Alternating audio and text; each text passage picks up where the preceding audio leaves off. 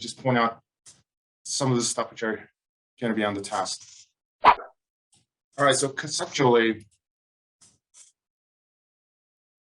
we got a few observations. In Florida, there's a special lab studying lightning. ABC. All right, so a couple of things that we're focusing on is, like, what is the size of this lightning bolt in terms of its radius, right? All right, so how would you compute something like that? This lecture is much more technical, less conceptual. There's a bit of a conceptual element to it, but Gauss's law is about the sort of mathematics that you would use for complicated charge distribution. So you can figure out the electric field due to those complicated charge distributions. High winds took down Conceptually, though, there's some a woman inside her car. Police did stuff of importance that we have to focus on. For example, she's inside, right? So the car is electrified. She's able to touch the metal on the inside, and she's not getting electrocuted. Okay, so the only explanation that we were able to come up with during the previous lecture, during the previous chapter, was that the charges were distributed outside of the car, and there was no net charge on the inside. All right, so there's more to the story, obviously. So the only thing that I want to focus on is the fact that the metal on your body would that attract lightning. All right, the reason why the question becomes important is because the lightning rods are made up of metal, right? So can we assume that the metal is it's something that would attract lightning more so than anything else? Okay, so I think that's what we're focusing on. The next question is, does the size of the metal matter in terms of attracting light? All right, so Gauss's law is a mathematical tool more than anything else. All right, it focuses on the concept of flux. Flux means flow. What's flowing is the electric field through this area, and the amount of flow depends on the component of the electric field, which is going to be parallel to the area vector. In essence, it's going to be related to the component of the electric field, which is perpendicular to the surface. In essence, that's it. This is your flux. Flux is a combination of the amount of electric field, which is intercepted by some kind of a cross-sectional area.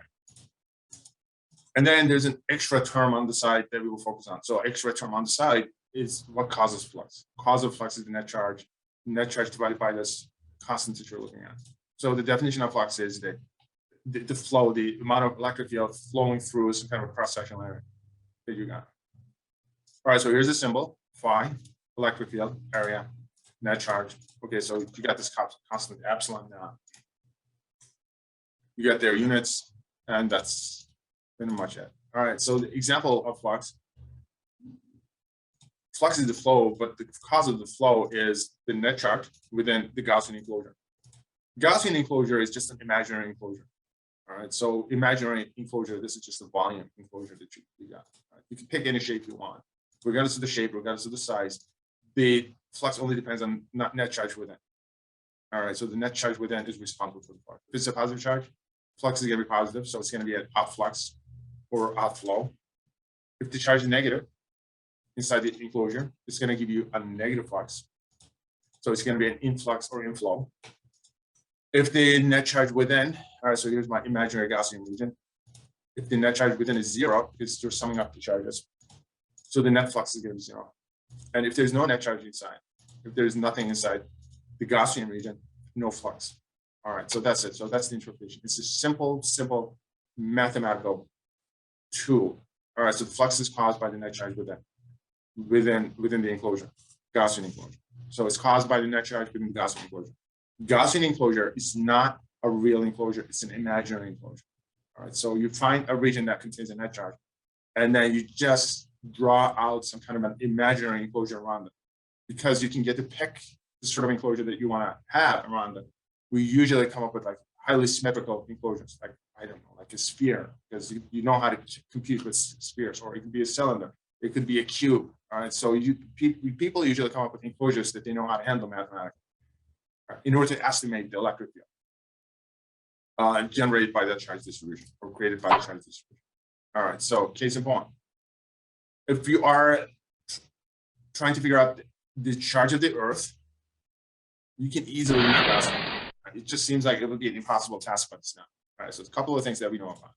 We've done this problem. Let's just go over it because I'm more interested in the mathematics of it. All right, so we know that the Earth is negatively charged.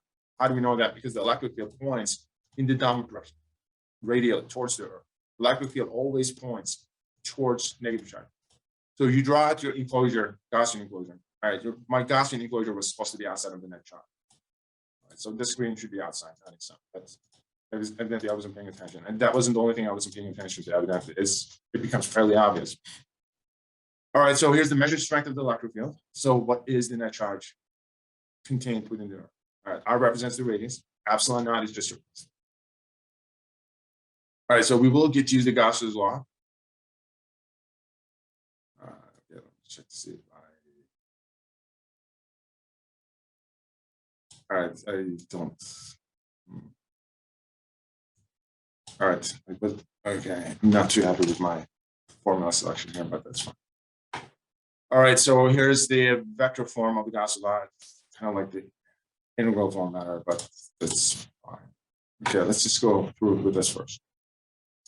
All right, this is more college physics than university physics, but let's go through it. All right, so these are vectors. These two vectors are pointing in opposite directions. All right, the area vector is going to be pointing in the opposite direction, just like that. And the electric field vector is pointing in the downward direction. This is known as a dot product. All right, so we'll be interested in the component of the electric field in the direction of the area vector.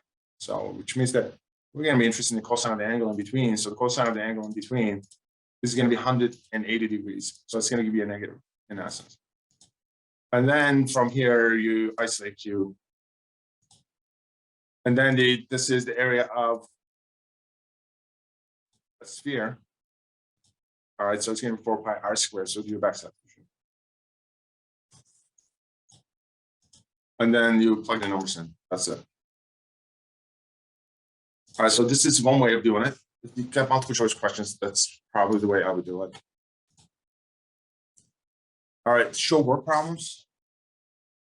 My preference is, and that also should be your preference, and there's a reason for it, use the integral form, more sophisticated form of the formula.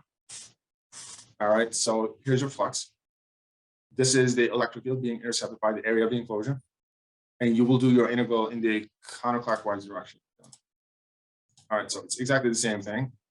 All right, so you got the vector expression, you got a dot product. This needs to be expressed in terms of the, it needs to have a scalar expression. Cosine of the angle between the electric field and the area vector is 180 degrees. It's not 0. I wasn't paying attention, so this should give you -1.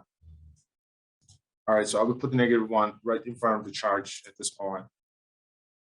So the electric field is constant in this case, so we just pull it out of the equation. All right, so the area of the sphere, when you do the integral, it's going to give you the formula for the area of the sphere. Do a back substitution. And that's it. All right, so Q was supposed to be negative because cosine of the angle was 180 degrees. I end up placing a negative here because I knew that the electric field points towards the negative charge, but I end up losing the mathematical rigor because I wasn't really paying attention to what I was doing. All right, so that's the reason why. So if you have a charge distribution just like that, all right, so you got a linear charge distribution in this case. So you got column of charges and you're trying to figure out the strength of the electric field due to the column of charges, then here's how you do this. All right, so you kind of have to practice the one regarding the sphere and the one regarding the column of charges.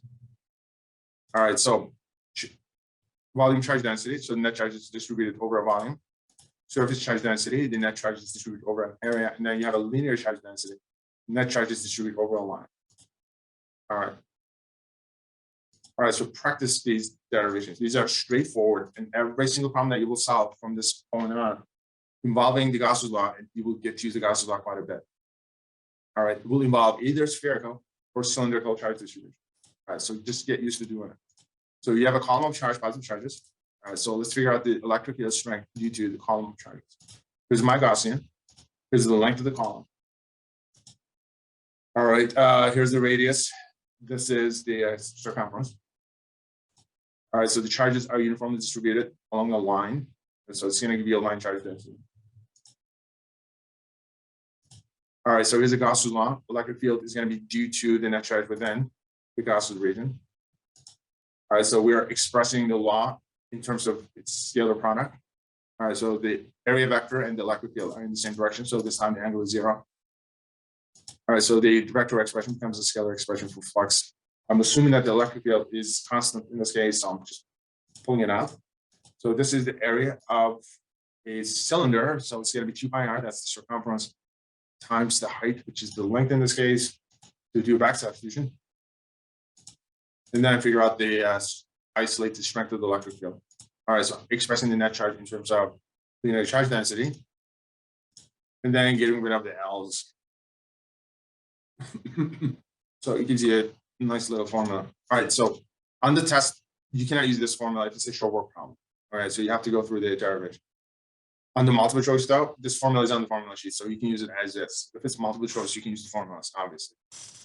If it's a short work problem, you have to start off with the Gauss Law and step through it. Okay, so practice. These things need to be practiced. Cylindrical symmetry, you have to practice it. You also have to practice the spherical symmetry. Okay, so those are standard ways of solving these problems.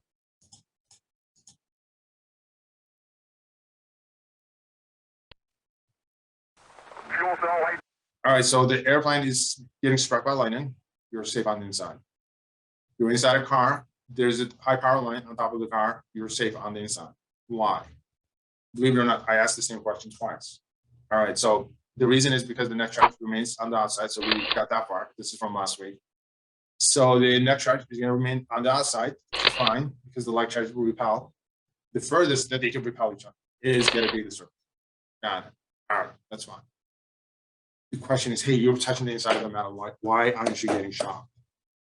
All right, just saying the net charge is outside doesn't really explain everything. You have to get in there and you have to start putting words together to explain why you're not getting shocked. The reason why you're not getting shocked is because there's no electric field on the inside.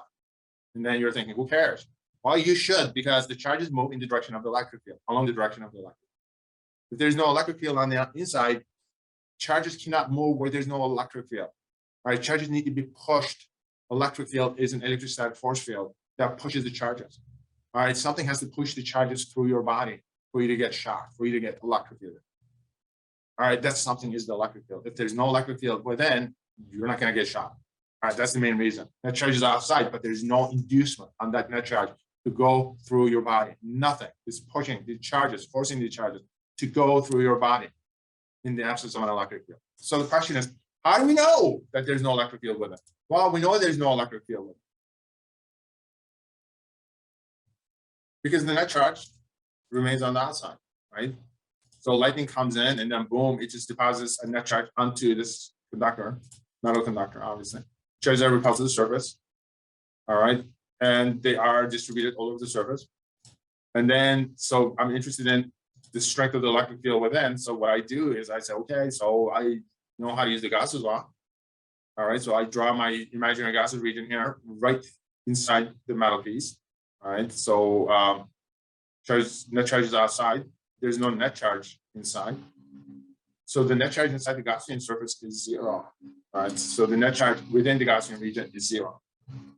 So if they, all right, so just solve it for E. Is the net charge within the Gaussian region? All right, so the net charge in the Gaussian region is 0. There's nothing there. The net charge is outside. So if this is 0, what's the electric field? 0. No electric field. Nothing is forcing the charges to go through your body.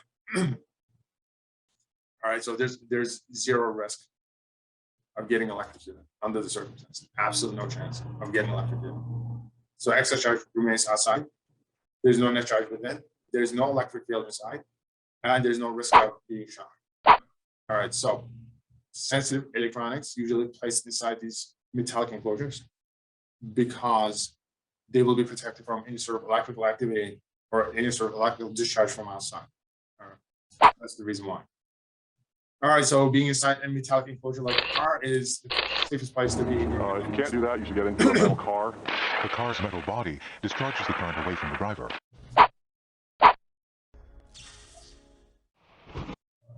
Is going to conduct around the outside surface of the enclosed body. So I should be fine as long as I don't touch the metal of the car. But it's one thing to talk about the theory, and it's another thing to put it into practice. So I guess I'm ready. All right, so this woman has a PhD in electrical engineering, and she's inside a car, and the car is being hit by imminent lightning. And she thinks that she's going to be safe as long as she's not touching the metal on the inside. All right, so what's wrong with the explanation? That's exactly what's wrong with the explanation. You can touch the metal on the inside. You're not going to get electrocuted because of the absence of the electric field with that.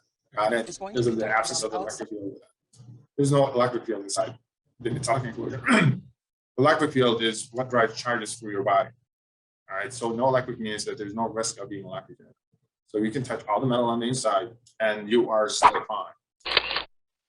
All right, so the net charge is got to be at the surface. Electric charges will be repelled to the surface. Net electric field inside is 0. And the charges will move as soon as you deposit the charge onto the metal surface until the net force acting on the charges along the direction of the surface vector, whatever that means, along the direction of the curvature of the surface of the metal piece is 0. All right, so what that means is charges are free to move on the metal surface until the net force acting on each and every single charge is 0. That's what it means. And so you end up getting a static charge distribution. And then when you sum up the vector contribution of every single electric field, all right, so the only surviving component is going to be, because you end up getting all these cancellations, during the vector addition, the vectors will just add up to 0 in a lot of different directions. And then the only one that's going to survive is the component of the electric field, which is perpendicular to the surface. Notice that these electric field lines are perpendicular to the surface, 100% perpendicular to the surface. So when you get a static charge distribution, that's what you're going to get. Any other component is just going to cancel out. And then you will notice, depending upon the shape, that the charge distribution is not going to be uniform. Depending upon the shape, it can be uniform or it may not be uniform. Okay. If it's a nice spherical distribution, if the shape is spherical, the charge distribution is going to be uniform, obviously. If you got something which got sharp edges like that around the edges, the charge distribution is going to be, it's not going to be uniform. The charge concentration is going to be higher. So what that means is it's going to have a much larger charge density around point 2 and the sharp edges of the distribution that you're looking at. And why does that matter? It does matter in terms of lightning prevention. All right, so also lightning rods are designed specifically to attract lightning to themselves. Right? So they make them really sharp. All right, so notice it's got a sharp and pointy edge. So which means that it's got a much higher charge distribution. So this entire structure is going to become polarized. So it becomes positive charge. And then you have high positive charge concentrations around the sharp edges. So it's going to create a much stronger electric field. So it becomes a lot more attractive to lightning, step leaders coming from the clouds. All right. And so once again, the German military helmet, World War I, German military helmet, World War II. It's not the size of the metal that matters, it's the shape of it. All right. So this shape is going to cause a almost uniform distribution of the charges. On top, the charges are uniformly distributed. All right. Around the edges, it's going to higher charge concentration, obviously, but it's not going to be as bad as this one. This one is, it's got a sharp edge, it's pointy, and it's long. It will become polarized. Obviously, the electric field strength is going to be much larger than these sharp edges on the side. So this is a lot more attractive to lightning than this one. The uniform charge distribution. It could be spherical, it could be cylindrical, it doesn't matter. And can you plot the strength of the electric field within the charge distribution as well as outside of the charge? Okay, so this is an example, and this deals with a spherical charge distribution. Okay, so this one is important. I want you guys to actually focus on it. All right, there's a mathematical method involved here that we will get to use quite a bit in the future. And you guys will get to use it in the future as well. I don't care what your major is. The Gauss Law is a mathematical model which comes up quite a bit. All right. So in this case, we're looking at the nucleus of the gold atom, as an example. So we're interested in the strength of the electric field outside of the nucleus. So what happens to the strength of the electric field outside of the nucleus is you start to move your probe away from the nucleus. All right, so that's one thing that we're going to look at. So the charges contained within the nucleus itself, there's no positive charge outside of it.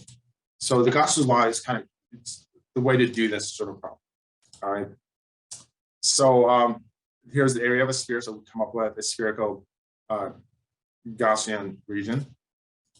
And then we will do a back substitution there. And isolate E. And that's it. All right. So, which means that if you're outside of the nucleus has a radius which is capital R. What's going to happen is the strength of the electric field is going to diminish. This is the square of the radius. That's it. So this is the shape that you end up. The first one was actually fairly easy. Okay. So what happens inside the nucleus is slightly more involved, but it's by no means as complicated. Okay, but there's a bit of a trick involved. All right, so now we are looking at the net charge inside the Gaussian region. So the red region is our Gaussian. So Q prime is going to represent the net charge contained inside the Gaussian region. So this is the net charge of the nucleus, but this is the portion of it which is contained inside the Gaussian region. So what is the electric field due to the net charge contained or enclosed within the Gaussian region? All right, so once again, the mathematics is straightforward. This time, instead of using Q, we're using Q prime. Q prime represents the net charge within the enclosure, Gaussian enclosure. Once again, this is the area of the Gaussian region. And the Gaussian region in this case is a sphere still. And this is the expression that we came up with. Except what we need to do now is we need to express the net charge inside the Gaussian region in terms of the total net charge of the nucleus. All right, so Q is the total net charge of the nucleus, and Q prime is the net charge contained within the enclosure. All right, so the net charge inside the enclosure, in essence. So how do we express the net charge inside the enclosure in terms of the total charge of the nucleus? Okay, so that's what we're trying to figure out. The way to do that is the fact that the charge is considered to be uniformly distributed, which means that it's got a uniform charge density inside the nucleus. So that's the trick of solving these problems. All right, so here's a volume charge density. So the net charge divided by the volume. All right, so the net charge divided by the volume of the nucleus is the same as the net charge within the enclosure divided by the volume of the enclosure. Okay, so as soon as you make that connection. All right, so here's the volume of a sphere in both cases. As soon as you make that connection, you can express the net charge within the enclosure in terms of the total net charge of the nucleus. All right, it's just a straightforward math at this point, so you just get rid of the like term. All right, so the capital R is the radius of the nucleus, and lowercase r is the radius of the enclosure.